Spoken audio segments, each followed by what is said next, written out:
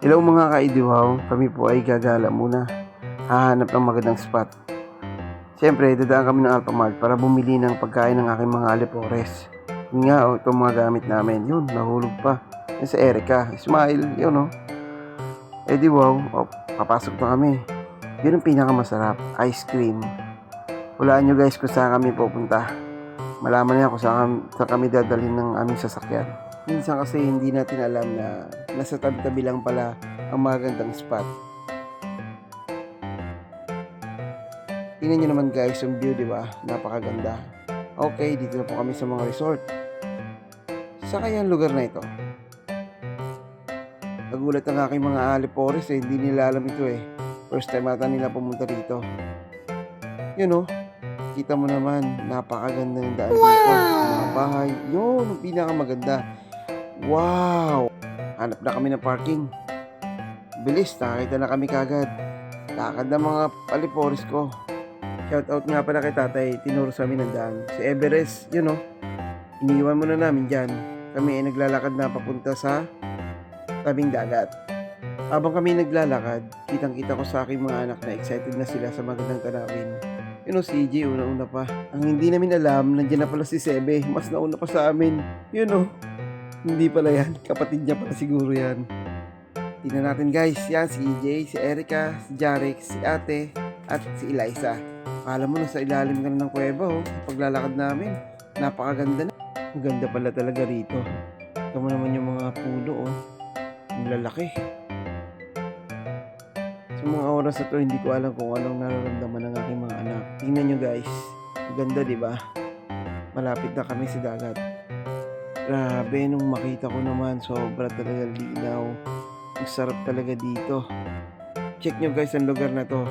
Alam nyo, sa mga pamilya na katulad namin, na gusto lang mag-relax ng libre, lalakad ka lang naman ng konti. Malapit lang naman. Check nyo guys, di ba? Ganda, di ba? Napakalinaw. Sa oras ito, gusto ko na maligo Gusto ko nang mag-enjoy sa dagat na yan. Hanap kami ng magandang spot. Nakikita nyo guys yung puno na yan. Parang dyan ko gustong tumambay. Sarap pa ng simoy ng hangin. Yung naririnig mo yung alon ng dagat. Ang sarap sa tainga, promise. Pagkita ko pala ng lugar, alam ko na mag-enjoy na kami. Na ubusin na lang namin dito ang oras namin sa buong maghapon para abangan ng sunset. Check nyo guys yung lugar Di ba maganda? Kita mo naman ang mga puno, ang dagat, napakalinaw, napakalinis, napakasarap ng simoy ng hangin. Samahan nyo kami guys, isi-set up lang namin ang aming mga gamit. Isa lang naiisip ko sa mga oras na ito, ang sarap magkape. Hindi na natin kailangan pumunta sa malalayong lugar para bumili ng masarap na kape, mga mamahalin. Dito pa lang, sulit na. Tara guys, enjoy na natin ang oras nito. Alam mo ba, munti ka na sumuko ang puso ko. Sa paulit-ulit na pagkakataon na nasaktan na bigo. Mukhang delikado na naman ako. Bakit ba kinikilig na naman ako? Pero ngayon ay parang kakaiba. Pag nakatingin sa iyong mata, ang mundo ay kalma. Ngayong nandyan ka na, di magmamadali. Ikaw lang ang katabi hanggang saan ko kay pumuti.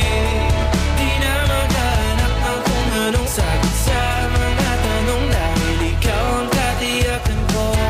Hindi na ako bibitaw. Ngayong ikaw. Good vibes lang tayo lagi guys. Sulitin natin ang bawat oras, minuto na kasama natin ang mga mahal natin sa buhay. Enjoy natin ang lugar kung saan tayo pumunta, kung saan man tayo dadali ng Panginoon. Kaya guys, maraming salamat. To God be the glory.